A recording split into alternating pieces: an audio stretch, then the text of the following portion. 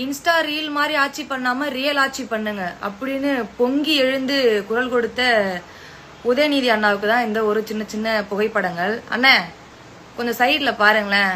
இவங்க யாரு? ஜான்சி ராணியா? கிட்னி திருடி. அவங்க சோசியல் மீடியால தான் இப்ப உங்களுக்காக கூச்சல் போட்டுட்டு இருக்காங்க, சொம்பு தூக்கிட்டு இருக்காங்க. அது எப்படின்னு அது ரீல்ஸ் ஆட்சி இல்லையோ? கிட்னி திருடி ஆட்சியா இருக்கும். சரி, அதை விட்டுருங்க. அடுத்த போட்டோ அப்படி சைட்ல பாருங்களேன். இது யாரு?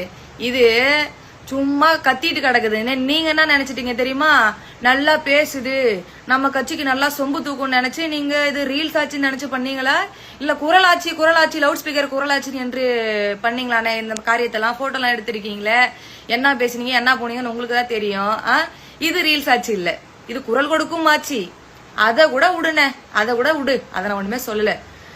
குட்டி குட்டி எப்படி குட்டி? இப்ப நிறைய பேர் என்ன சொல்றீங்க, உங்களுக்கு உங்க கட்சியில சப்போர்ட் பண்றவங்கன்னு சொல்றாங்க, இவங்களுக்கான ஓட்டா இருக்கு, சின்ன குழந்தைலாம் வச்சு பேச வைக்கிறாங்க, குழந்தைலாம் வச்சு இதை பண்ண வைக்கிறாங்க. அண்ணா இங்கட சைட்ல சூடுங்க, சைட்ல சூடு. இது யாரு? 60-70 வயசு பசங்களா? சின்ன பசங்க, சின்ன பசங்க. இந்த பசங்களை வச்சு ப்ரமோஷன் பண்ணீங்களா? அது ரீல்ஸ் ஆச்சு இல்லையாண்ணே? குழந்தைகளை வச்சு நீங்க உங்களை ஃபேம் பண்ணீங்களே, அது வந்து உங்களுக்கு ரீல்ஸ் ஆச்சே தெரியல. இதான் ரியல் ஆச்சானே? இதுதான் ரியல் ஆச்சு. எங்க அண்ணன் வந்து பணம் கொடுத்து ஓட்டு கேட்கல, பணம் கொடுத்து யாரையும் ரீல்ஸ் ஆட்சி பண்ண சொல்லல.